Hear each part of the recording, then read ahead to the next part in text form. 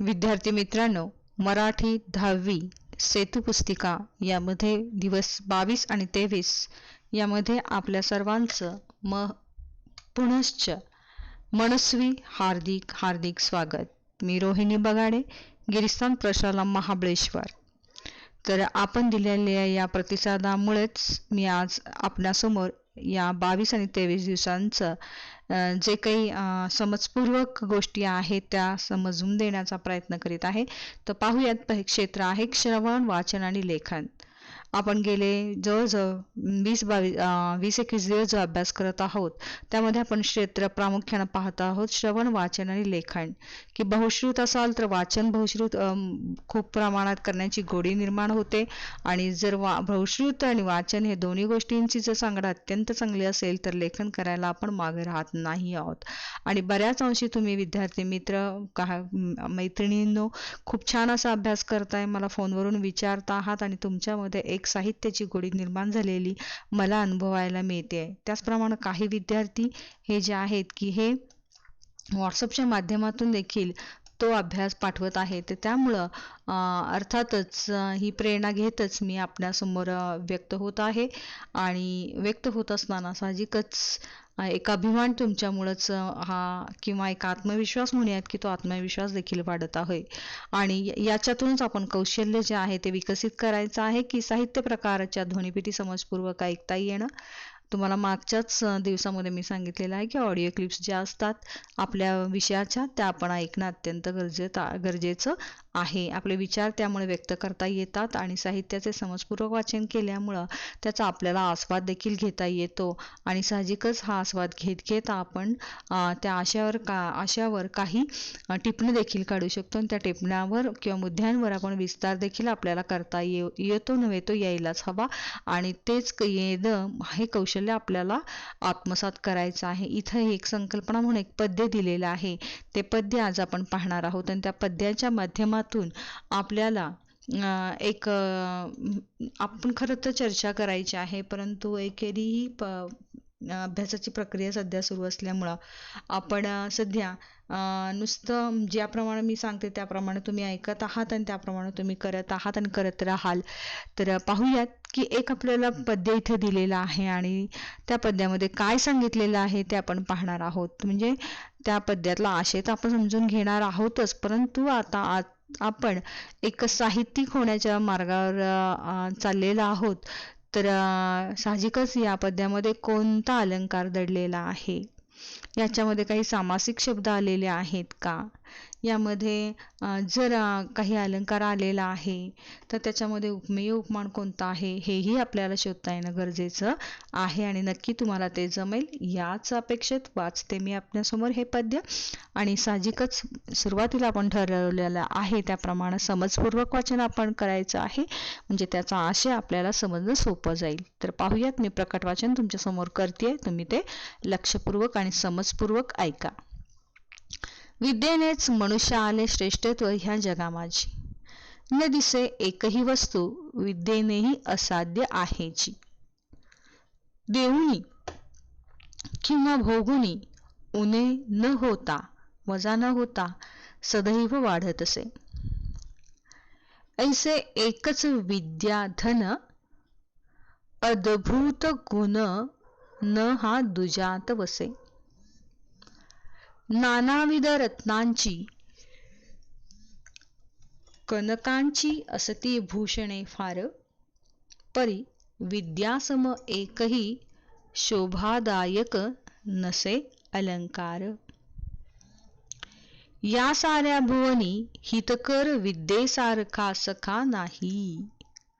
या साऱ्या भुवनी हितकर विद्येसारखा सखा नाही. अनुकूळती जयाला नित्यतयाला उणे नसे काही. ज्याला अनुकूल आहे गुरुपरी उपदेश करी, संकट समयी उपायही सुचवी. चिंतित फळ देऊनिया कल्पतरू मनोरथा पुरवी.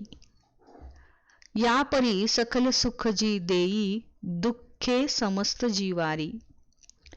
या विद्या देविते अनन्य भावे सदा भजा सारी.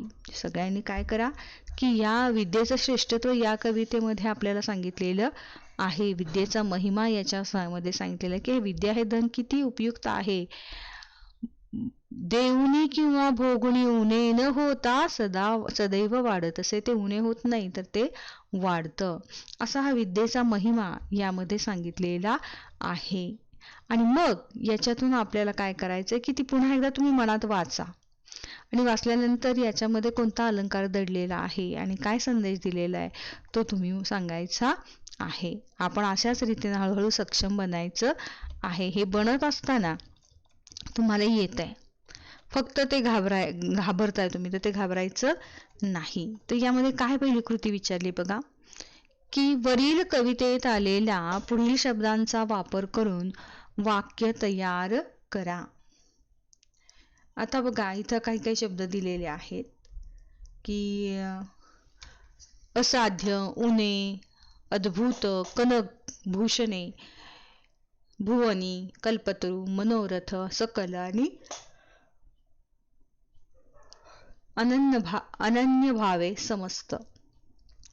आता हे जे शब्द दिलेले आहेत हे शब्द तुमच्या परिचयाचे, मग त्या शब्दांचा अर्थ लक्षात घेऊन तुम्ही त्यापासून वाक्य तयार करायचे आहेत.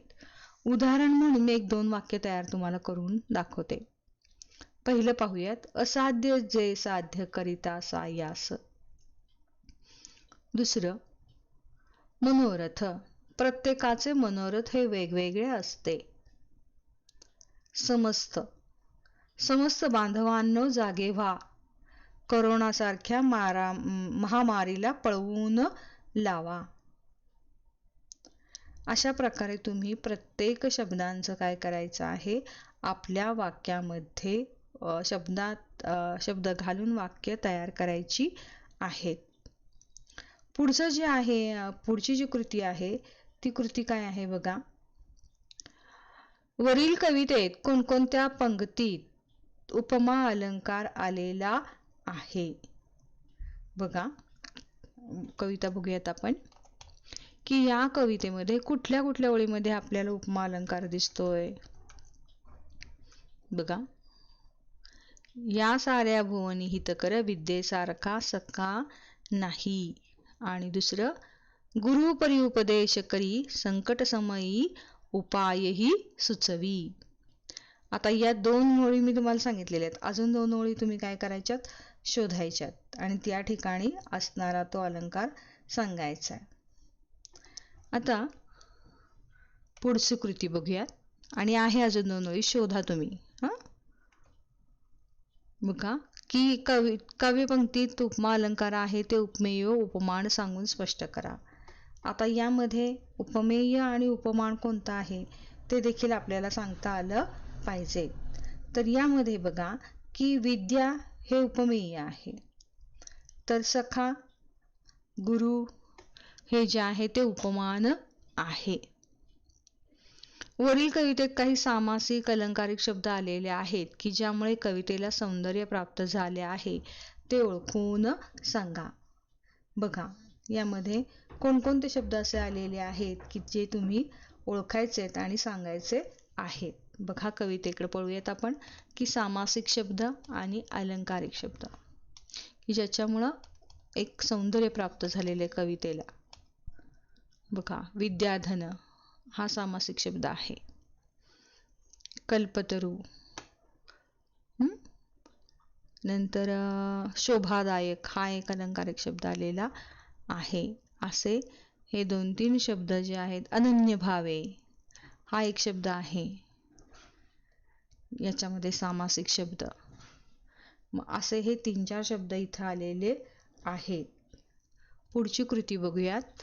आपण अशी शोधायला सवय लावायची येत आपल्याला की कवितेत यमक साधलेल्या शब्दांच्या जोड्या सांगा. आता यमकाच्या मी मागच्याही कवितेत तुम्हाला सांगितलेल्या आहेत. तसं इथं पण बघा, वाढत असे, वसे, फार, अलंकार, नाही, काही, सुचवी, पूर्वी, वारी, भारी या सगळ्या यमकाच्या जोड्या आहेत. आता पुढे वळूयात की मध्यवर्ती कल्पना ही तुम्हाला सांगता येईल. आता पुढे वळूयात. आपल्याला पुढची कृती विचारलेली आहे काय? कोण ते सांगा. जगात माणसाला श्रेष्ठत्व प्राप्त झाले आहे तो घटक कोणामुळे झालेला आहे? आपल्याला विद्या. विद्येची ज्या घटकाची तुलना केली ते सांगून आकृती पूर्ण करा. बघा, यामध्ये विद्येबद्दल आपल्याला सांगितले की विद्या काय म्हणून उपयोगाला येते? सखा म्हणून येते. बरोबर आहे. गुरु म्हणून उपयोगी येते, उभी राहते आपल्यासमोर. कल्पतरू म्हणजे हवं तर देणारी अशी आहे. आणि एक विद्येमुळे आपल्याला एक अलंकार शोभा येते. म्हणून अलंकार, शोभादायक हे देखील अत्यंत महत्त्वाचे शब्द इथं आपल्याला लिहिता येतील. ओळखा पाहू विद्येतील अद्भुत गुण. बघा, चोराला म्हटलं तरी ते कुठेही चोरून नेता त्याला येत नाही आणि विद्येमुळेच माणसाला श्रेष्ठत्व प्राप्त होते. विद्येमुळे उणेपणा येत नाही. विद्या धनम सर्वधनम प्रधानम या सुभाषिताचा विविध उदाहरणेद्वारे स्पष्ट करा. बघा, विद्या धन हे सगळ्यात श्रेष्ठ धन आहे. या सुभाषिताचा विस्तार करायचा. विस्तार करत असताना विद्येमुळं कोण कोण माणसं कशी मोठी झालेली आहेत हे उदाहरण तुम्ही स्वतःचं जरी दिलं, घरातल्या आईबाबांचं दिलं तरी सुद्धा चालू शकतं.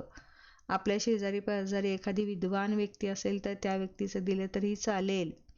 ठीक आहे, की विद्या श्रेष्ठ असल्यामुळं माणूस प्रगतीपथावर कसा जातो आणि त्याची सगळीकडे पूजा कशी केली जाते हे तुम्ही सांगू शकता. अगदीच काही प्रश्न निर्माण झाला तर आपल्याला सोबत दीक्षा ॲप आहे आणि QR कोड देखील आहे. तर QR कोड स्कॅन करा, दीक्षा ॲपमध्ये जावा आणि पहा. अगदीच काही नाही जमलं तर माझा फोन नंबर आपल्याकडे आहेच.